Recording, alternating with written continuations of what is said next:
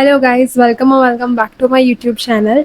In today's video, we'll discuss class 12 chapter 4 banking and monetary policy में part 4 discuss करेंगे, जो कि last part है इस पूरे चैप्टर का। ये चैप्टर की जो है पार्ट 4 लास्ट वीडियो होने वाली है और इसी के साथ हमारा चैप्टर ख़त्म हो जाएगा। इससे पहले कि अगर आपने कोई भी वीडियोस नहीं देखी हैं तो मैं डिस्क्रिप्शन में प्लेलिस्ट का जो है वो लिंक प्रोवाइड कर दूंगी, जिससे आप देख सकते हो। ठीक है। आज का टॉपिक होने वाला है मॉनेटरी पॉलिसी क्या होता है और उसके इंस्ट्रूमेंट्स। कौन कौन से इंस्ट्रूमेंट होते हैं? तो क्वालिटेटिव इंस्ट्रूमेंट होते हैं और क्वांटिटेटिव होते हैं। सबसे पहले क्वांटिटेटिव आएंगे, उसके बाद क्वालिटेटिव आएंगे। What is monetary policy?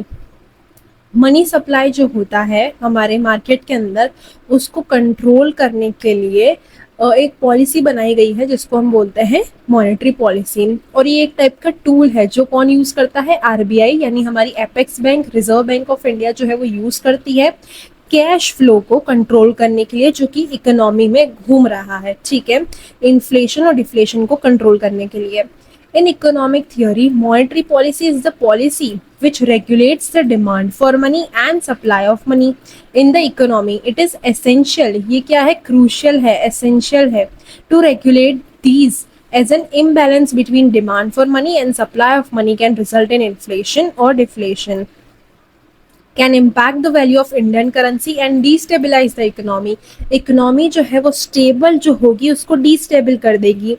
क्या चीज? तो इन्फ्लेशन और डिफ्लेशन। इसलिए मॉनेटरी पॉलिसी बनाई गई है और इसको देख रेख कौन करता है इसकी? तो आरबीआई करती है। Hence monetary policy is also known as stabilisation policy. यहाँ पे हम टिक मार्क कर देंगे। इसका दूसरा नाम क्या है? इसका दूसरा नाम है स्टेबलाइजेशन पॉलिसी। यहाँ पे सिर्फ अंडरलाइन कर देना या टिक मार्क लगा देना। देन लिखा है, in earlier times the purpose of monetary policy in India was more to regulate the volume of money, value of money and nature of money. In present time the monetary policy is used for credit creation. आज के ज़माने में किस लिए use होती है monetary policy? तो credit creation की जो प्रक्रिया है उसको करने के लिए। क्रेडिट क्रिएशन का जो टॉपिक था ये हमने ऊपर ऑलरेडी पढ़ा था, ये रहा जो कि। तो अगर आपको ये टॉपिक नहीं आता है तो आप प्रीवियस वीडियो चेकआउट कर लेना। ठीक है। From the view point of economic theory, monetary policy constitutes the conscious steps undertaken by the monetary authority which brings about changes in stock of money, source generation of money and cost of money.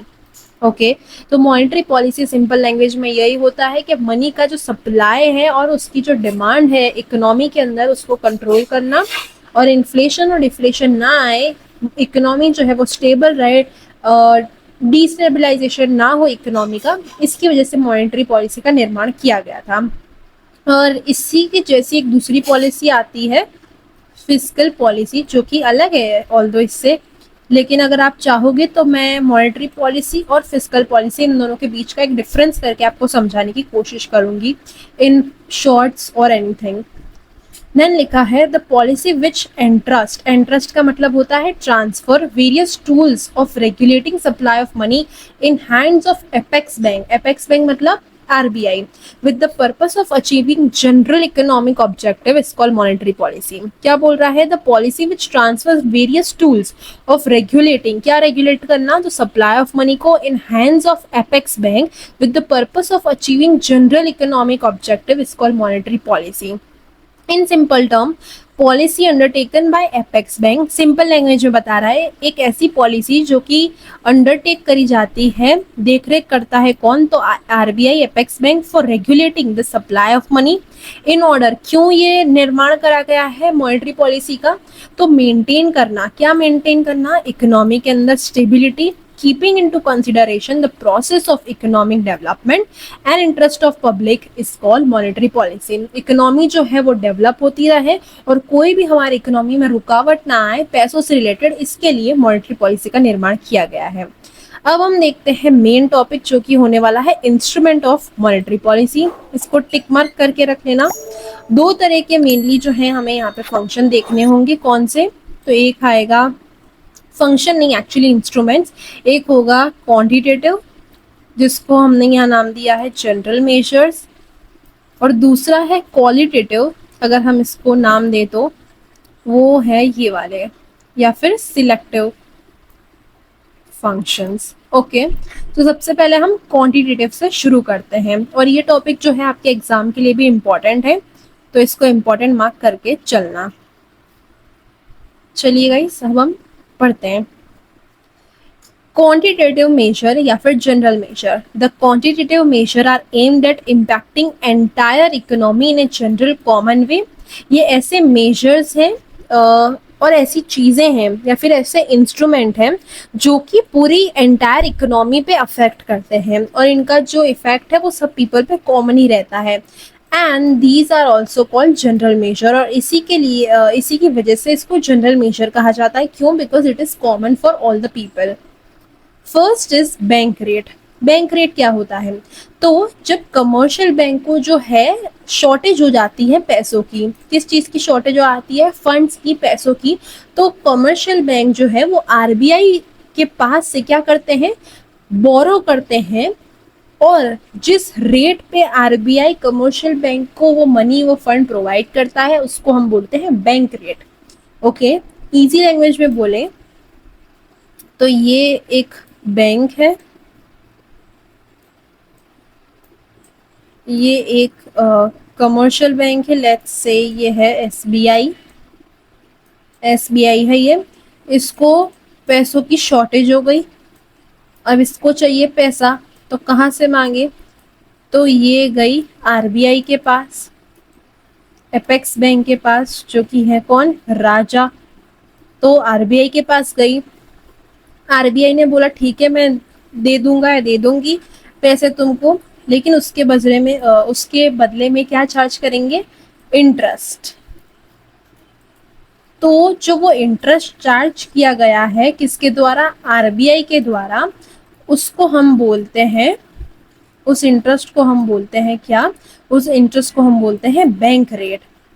किसने किससे मांगा? तो commercial bank ने मांगा हमारी apex bank से, RBI से, और आरबीआई ने जिस रेट पे, जिस इंटरेस्ट रेट पे उसको फंड प्रोवाइड करा कमर्शियल बैंक को, इसी टर्म को हम बोलते हैं bank rate. When commercial bank have shortage of funds they borrow from RBI, the rate at which RBI lends to commercial bank for long term is called bank rate.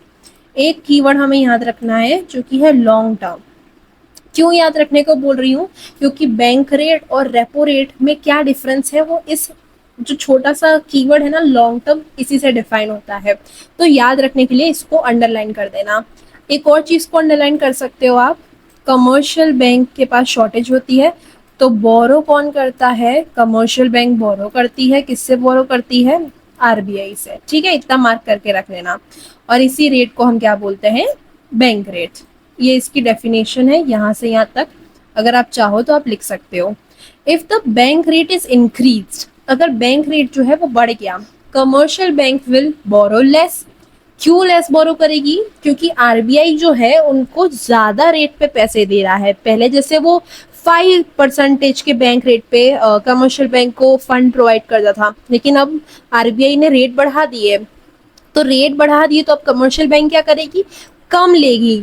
क्या कम लेगी? तो बोरो कम करेगी। क्यों? क्योंकि एक्सपेंस जो है उसका बढ़ जाएगा, इंटरेस्ट ज्यादा पे करना पड़ेगा। तो कमर्शियल बैंक भी जो है वो आगे अगर किसी और को उनको लोन देना है, कमर्शियल बैंक को, जैसे एसबीआई को किसी और बिजनेसमैन को लोन प्रोवाइड करना है, इस पर्पस के लिए वो ले रही थी फंड आरबीआई से, तो वो नहीं ले पाएगी या फिर कम लेगी। क्यों? क्योंकि कमर्शियल बैंक को भी ज्यादा इंटरेस्ट रेट चुकाना पड़ेगा। When they borrow lesser amount and at higher rate, they give lesser amount of loan and at higher rate to general public, and when people get fewer loan, their demand for certain goods falls. On the whole there is less creation of money, और इसी की वजह से market में जो है mobilisation of money जो होता है वो कम हो जाता है। When the economy is under grip of inflation, bank rate is increased to control inflation। ठीक है, और इसी का उल्टा किस में हो जाएगा? डिप्रेशन के समय, यानी डिफ्लेशन, मंदी के समय। फर्स्ट सिनेरियो यहाँ पे बता रहा है कि जब सप्लाई ऑफ मनी जो है वो हायर है, किससे? तो डिमांड ऑफ मनी से। मार्केट में पैसा ज्यादा है और डिमांड कम है, तो क्या होगी? इन्फ्लेशन होगी। And hence reducing money supply helps in reducing inflation. And if supply of money is lower, market में पैसा कम है लेकिन डिमांड ज्यादा है, there is depression. The policy of keeping the bank rate very low, यहाँ पे और थोड़ी टर्म्स है, क्या बोल रहा है कि ऐसी पॉलिसी जिसके अंदर बैंक रेट को बहुत कम रखा जाता है उसको हम बोलते हैं चीप मनी पॉलिसी। क्या बोलते हैं, हम बोलते हैं चीप मनी पॉलिसी। और इसी का उल्टा, and the policy of keeping the bank rate very high, इसको हम क्या बोलते हैं, डियर मनी पॉलिसी। तो जब भी वर्ड हाई दिखेगा तो हम बोलेंगे डियर, और जब भी लो दिखेगा तब हम बोलेंगे चीप। ठीक है, हम इससे याद रखेंगे, लो तो चीप, और अगर बैंक रेट जो है वेरी हाई रखा गया है तो उसको हम बोलेंगे डियर। ठीक है, इससे हम याद रख लेंगे। RBI has stop using bank rate as an instrument, RBI ने जो है बैंक रेट को एज एन इंस्ट्रूमेंट यूज करना जो है वो बंद कर दिया है।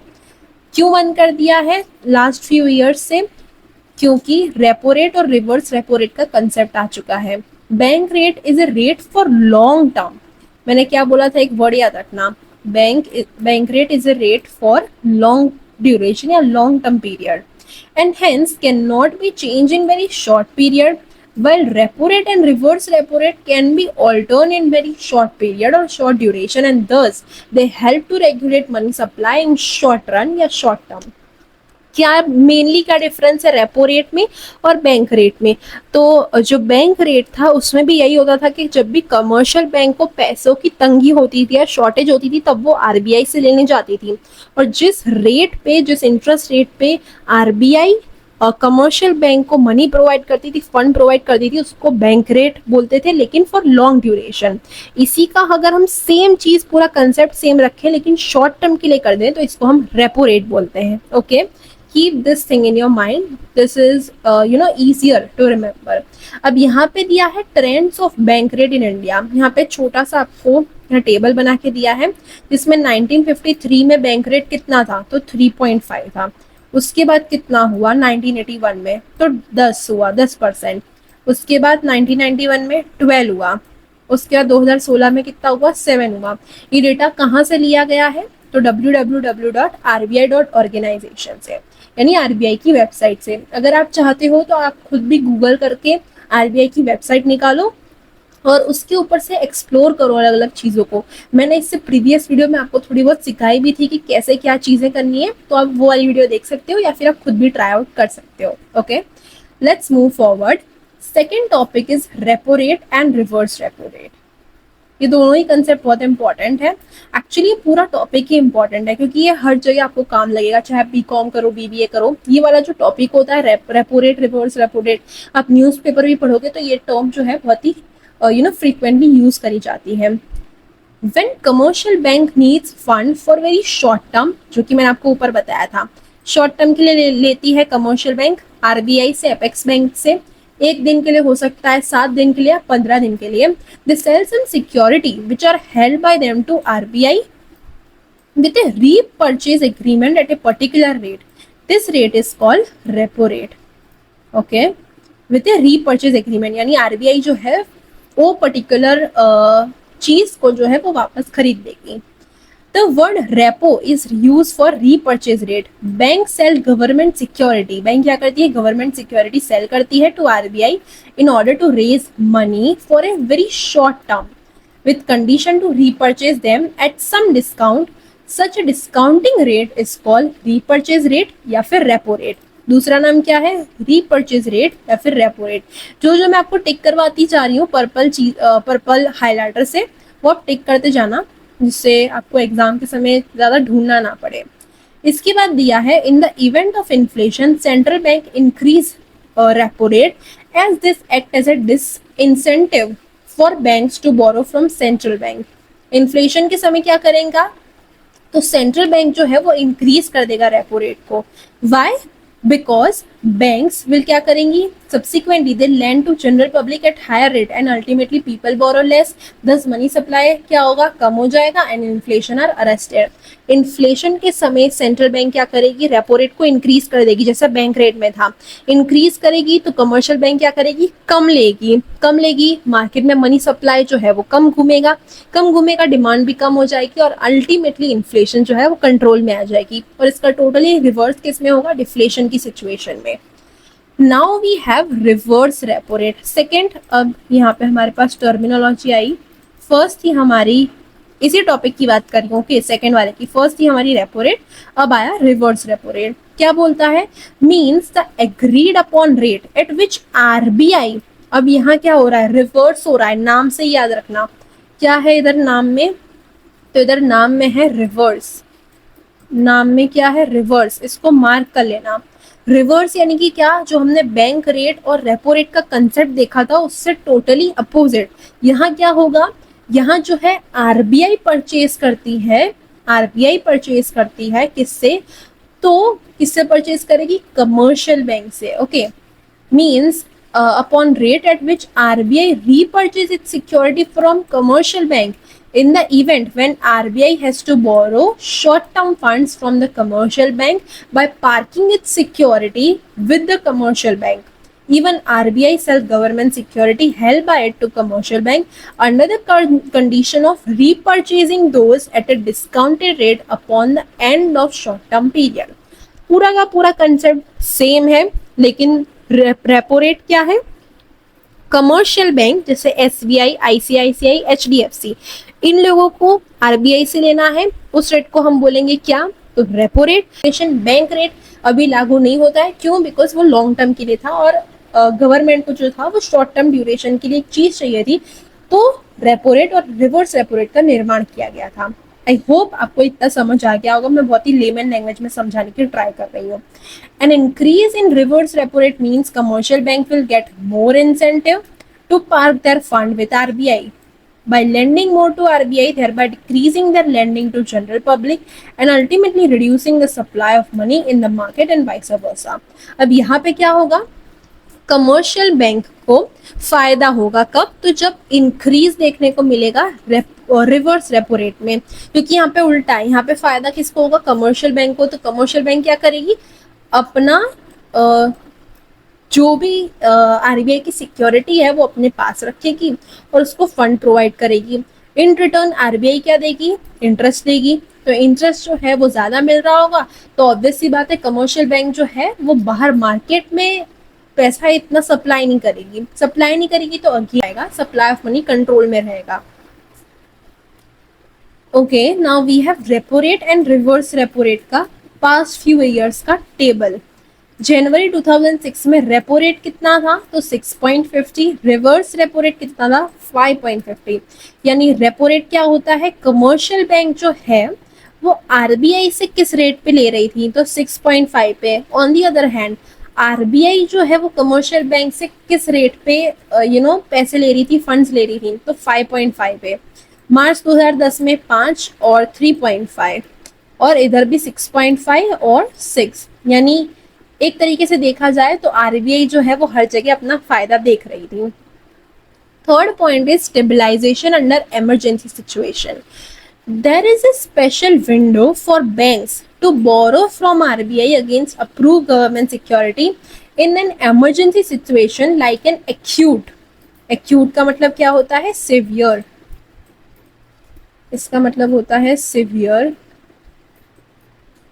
कैश शॉर्टेज, यानी एकदम से कैश की तंगी हो जाए, शॉर्टेज हो जाए, इमरजेंसी सिचुएशन हो, तो क्या करेगा, एक स्पेशल विंडो होता है for commercial bank to borrow from RBI against approve government security in an emergency situation like acute cash shortage, एकदम से पैसों की तंगी हो गई।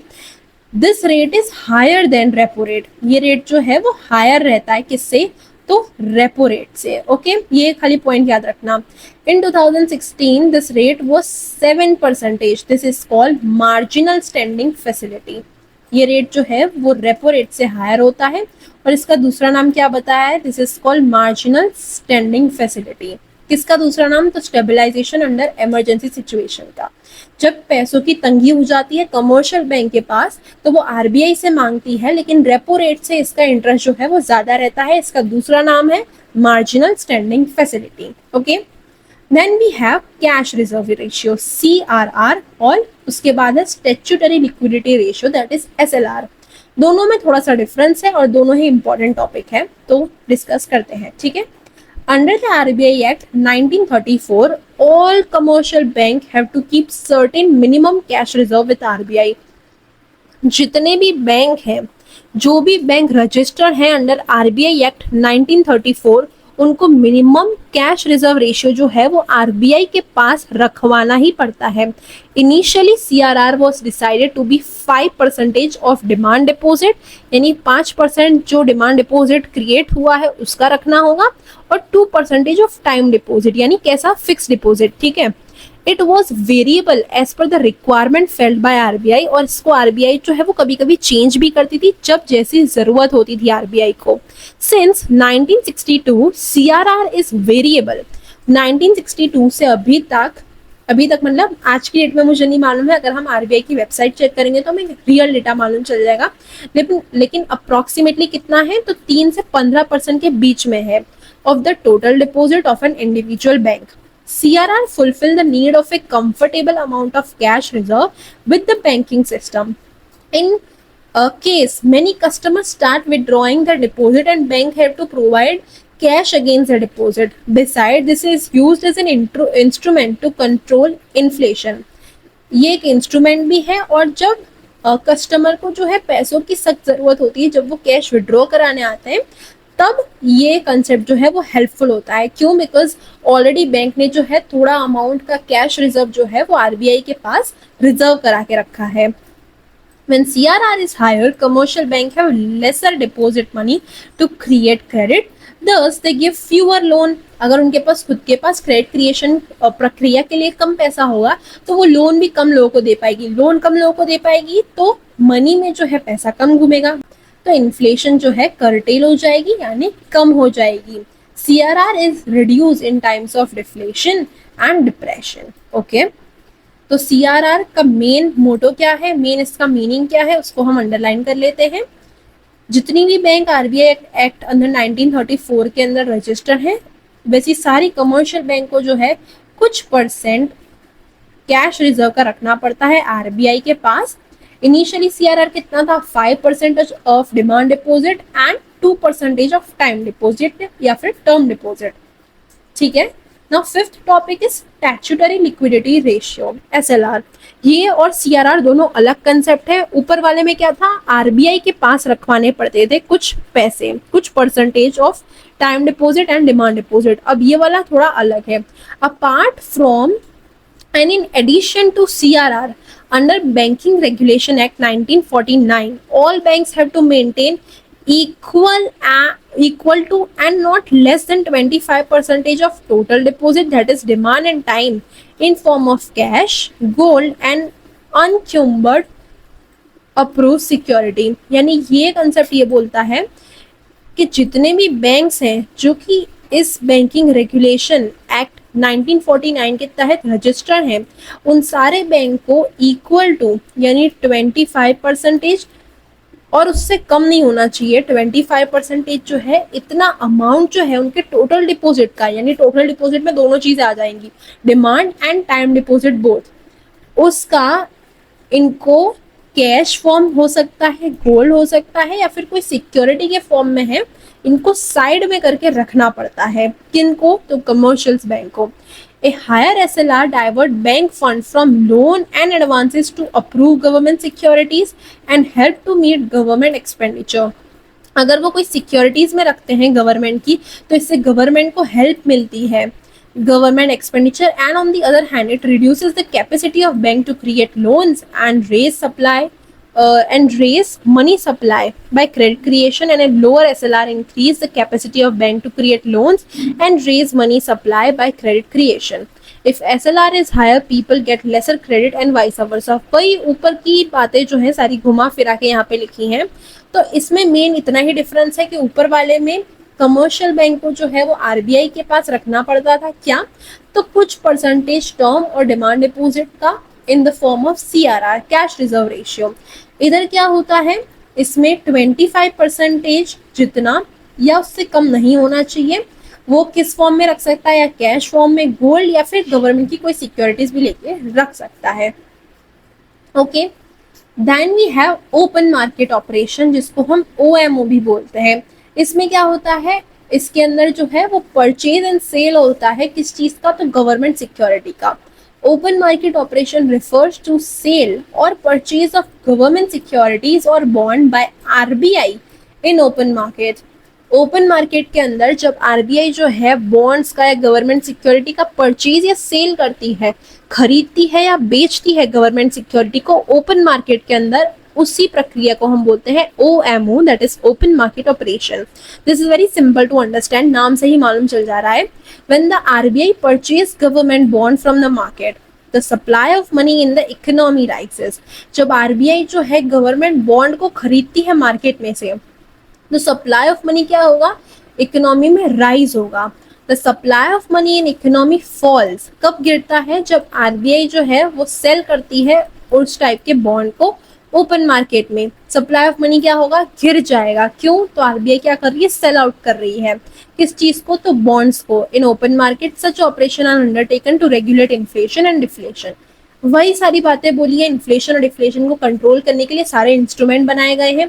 इन्फ्लेशन के समय कुछ करते हैं, डिफ्लेशन के समय उसका उल्टा करते हैं। This instrument was not used in India prior to 1991। इसको टिक मार्क करके रख लेना। यहाँ पे ये बोल रहा है कि ओपन मार्केट ऑपरेशन जो है, इस टाइप का कंसेप्ट 1991 के पहले यूज नहीं होता था इंडिया में। Okay, now 7th point is sterilization of RBI accounts against shocks arising from excessive increase or decrease in amount of foreign exchange। यानी एक्सटर्नल शॉक जो है वो ना लगे, किस वजह से, तो एक्सेसिव इंक्रीज या फिर एक्सेसिव डिक्रीज में। किस चीज में डिक्रीज और इंक्रीज देखने को मिलेगा, तो फॉरेन एक्सचेंज यानी ट्रेड या फॉरेन इन्वेस्टमेंट की वजह से बहुत ज्यादा मात्रा में हमारी इकोनॉमी को हानि ना पहुंचे और वो स्टेबल रहे, हमारी बैलेंस शीट जो है वो भी स्टेबल रहे, इसके लिए करा जाता है। When there is excessive inflow of foreign exchange in India, किस वजह से, तो ट्रेड या फिर फॉरेन इन्वेस्टमेंट की वजह से। द आरबीआई इंडल्ज इन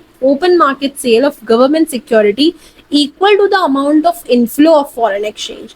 क्यों करा जाता है ये, तो this is done to keep its balance sheet unchanged owing to excessive foreign exchange, thus it sterilize its balance sheet against external shock. It buy government bond if there is excessive outflow of foreign exchange. क्यों करा जाता है, तो RBI की balance sheet जो है वो unchange रहे और प्रोटेक्ट करें हम अपने करेंसी को, अपने देश को, किससे, तो एक्सटर्नल शॉक से। सडन चेंज जो हमें देखने को मिला है फॉरेन करेंसी के फ्लो में, और हमारी इकोनॉमी को स्टेबल रखने के लिए सब चीजें करी जाती हैं। स्टेरिलाइजेशन का मतलब क्या होता है, तो कैंसिल आउट करना। किस चीज का कैंसिल आउट करना, तो एक्स्ट्रा मूवमेंट का, मनी मूवमेंट का, जिससे वो हमारी मनी सप्लाई और इकोनॉमी को हानि ना पहुंचाए। तो स्टेरिलाइजेशन मतलब स्टेबल करना, न्यूट्रल करना। Okay, now that was it about quantitative measures. अब हम आते हैं क्वालिटेटिव या फिर selective measure of credit control या मॉनेटरी पॉलिसी के instruments. Beside the general measure and different from general measure, the RBI uses certain selective measure to direct credit for development of certain sector or sectors of the economy. For development and credit को control करने के लिए। Credit control मतलब क्या? Basically money supply को control करने के लिए। These measure have unique impact. अब इन सारे जो measures हैं, जो भी instrument है, इनके unique impact देखने को मिलेंगे on some sector and are not meant to impact all the sector. ऊपर वाले जनरल थे, कॉमन थे, यानी सब सेक्टर पे ये इम्प्लीमेंट हो सकते थे, और ये सारे जो क्या है, ये यूनिक है, ये सिर्फ और सिर्फ कुछ ही सेक्टर को अप्लाई करते हैं। First is security requirement. First क्या है, security requirement. Bank must ensure that public return the loans given to them, hence they lend money against some security deposit. हम कभी भी कोई भी लोन लेने जाते हैं बैंक से, तो वो उसके सामने हमसे बोलता है हम कोई चीज मॉर्गेज करें या फिर हम कोई भी चीज एज ए सिक्योरिटी बैंक में रखें, तभी हमें लोन मिलती है। नहीं तो हम क्या करेंगे, भाग जाएंगे बिना लोन दिए। इसकी वजह से बैंक को हमारे पे विश्वास नहीं होता है, तो वो हमसे क्या करवाती है, कोई भी सिक्योरिटी मॉर्गेज रखने को बोलती है, यानी बैंक के पास जब्त रहती है जब तक हम वो लोन के पैसे नहीं चुका देते। In case the borrower is not able to repay the money, यानी अगर हमने घर लेना है और हमने घर के लिए लोन लिया, तो घर की चाबी और घर के डॉक्यूमेंट्स क्या होंगे, तब तक बैंक के पास होंगे जब तक हम पूरा लोन ना चुका दें। और अगर हमने नहीं चुकाया लोन, हमने बोल दिया हमें हमारे पास पैसे नहीं है, हम इंसॉल्वेंट हो गए, तो बैंक क्या करेगा, हमारा घर जो है, हमारे सारे डॉक्यूमेंट जो है वो ऑलरेडी बैंक के पास है, तो वो जब्त कर लेगा। To repay the loan, the bank uses security to recover its due. For example, a bank can take jewelry, deposit, car, house, land, etc. as security. Okay, इसको टिक मार्क करके रख देना। सिक्योरिटी रिक्वायरमेंट के अंदर का ये topic है। Security specification are different for different segment, अलग अलग सेगमेंट, अलग अलग नीड, पॉपुलेशन सेगमेंट, हर के हिसाब से ये जो है वो बदलता रहता है। So that all section of population can have opportunity to obtain bank credit, जिससे हर कोई जो है बैंक से लोन ले सके। वो कोई छोटा फार्मर भी हो सकता है, कोई टीचर भी हो सकता है, कोई रियल एस्टेट ओनर भी हो सकता है, कोई भी हो सकता है वो। Hence RBI direct commercial bank regarding the amount of security, और इसी के तहत आरबीआई जो है वो कमर्शियल बैंक को बताती है, डायरेक्शन देती है कि तुम्हें कितना किस चीज का जो है वो सिक्योरिटी रखनी है। जैसे घर लेना है तो क्या डॉक्यूमेंट्स रखने पड़ेंगे, कौन से चीजें रखनी पड़ेंगी, for what, for security purpose. ठीक है, तो ये कौन बताता है, आरबीआई बताती है कमर्शियल बैंक को। which they may ask for in case of different types of loan or from different section of people. A poor farmer may be granted a loan without much security. हो सकता है एक गरीब farmer को जो है वो लोन दे दी जाए बिना बहुत ज्यादा सिक्योरिटी रखे। और ऑन दी अदर हैंड ये भी हो सकता है कि रिच पर्सन को अगर लोन लेनी है तो उससे बहुत ज्यादा सिक्योरिटी जो है वो जब्त कराई जाए। क्यों? बिकॉज रिस्क भी ज्यादा है, बिजनेसमैन होगा या फिर रिच पर्सन होगा तो लोन भी वो इतना हाई लेगा। ठीक है। Second is margin requirement. The RBI also set margin for granting loan against security. An individual is given only a certain percentage as loan of the total value of asset. जैसे कि हम कोई घर लेने गए, घर की घर जो था वो था 50 लाख का। अब हम बैंक के पास गए, हमने डॉक्यूमेंट सब रखवा दिए। बैंक ने बोला कि हम पूरा का पूरा 50 लाख का लोन नहीं देंगे, हम कितना देंगे? बैंक ने बोला लेट्स से 40 लाख का देंगे। तो बैंक जो है कुछ ही परसेंट का जो है वो लोन देती है, पूरा का पूरा जितने का घर है उतने का वो लोन नहीं देती है। The RBI also set margin for granting loan against security. An individual is given only certain percentage of as loan of total value of asset offered as security. Banks are directed to selectively keep different margin for different purpose. और bank जो है वो अलग अलग purpose के लिए अलग अलग ये जो है मार्जिन जो है वो डिसाइड करती है। Third topic is ceiling on credit. The RBI also prescribes ceiling for credits for different purpose. इसके ऊपर कुछ ज़्यादा एक्सप्लेनेशन नहीं दी है तो हम इस पॉइंट को इतना ही रखते हैं। सीलिंग का मतलब क्या होता है? तो रिस्ट्रिक्शन। ठीक है, यहाँ पे हम लिख देते हैं सीलिंग का मतलब है रेस्ट्रिक्शंस, यानी restriction on credit. The RBI also prescribes ceiling या फिर restriction for credit for different purpose. Fourth and the last point is discriminatory interest rate. RBI suggests differential rate of interest for different types of lending. अब RBI जो है वो different type के rate decide करती है interest की for different types of lendings. This is called policy of discriminatory interest rate. इसका नाम क्या है? Policy of discriminatory interest rate. For example, a relatively lower rate of interest is charged for needy farmer. हो सकता है गरीब farmer को जिसको बहुत ज्यादा नीड है लोन की, उससे कम रेट पे उसको लोन दे दिया जाए, यानी कम रेट पे लोन दे रहे हैं फार्मर को। लेकिन on the other hand rich businessman है, अंबानी जैसे लोग हैं, उनको बहुत ज्यादा लोन की जरूरत है, लेकिन उनसे क्या कर रहे हैं? ज्यादा इंटरेस्ट मांग रहे हैं। और हो सकता है वो कार के लिए ले रहे हो वो लोन, या कोई इंडस्ट्री खड़ी करने के लिए, या फिर घर बनाने के लिए। सो ये डिफर कर सकता है, ये टोटली डिपेंड करता है आरबीआई पे वो क्या सजेस्ट कर रहा है बैंक को। Okay, so that was it and these were the two quantitative and qualitative general या सिलेक्टिव मेजर्स या फिर इंस्ट्रूमेंट ऑफ मॉनेटरी पॉलिसी। और यही था आज का हमारा वीडियो। हमारा होता है चैप्टर कंप्लीट। अब हम नेक्स्ट वीडियो से देखेंगे नया चैप्टर। और मैंने आपके बहुत सारे कमेंट पढ़े, आप लोग बहुत बोल रहे हो कि मैं वीडियो लाऊं वीडियो लाऊं, but the problem was that कि मेरी भी पढ़ाई जो है वो कंटिन्यू है, हेल्थ इशू हो गए थे, सो इसकी वजह से वीडियो जो है वो कंटिन्यू नहीं आ पा रही है, but I will try my best. अगर आज की वीडियो अच्छी लगी तो लाइक कर दो इस वीडियो को, मेरी वीडियो अपने फ्रेंड्स एंड क्लासमेट के साथ शेयर करो, जिससे मेरा चैनल और ग्रो हो, मैं और ज़्यादा वीडियो बनाऊँ। And yeah, I will see you guys in my next video. Till then, bye bye and keep learning.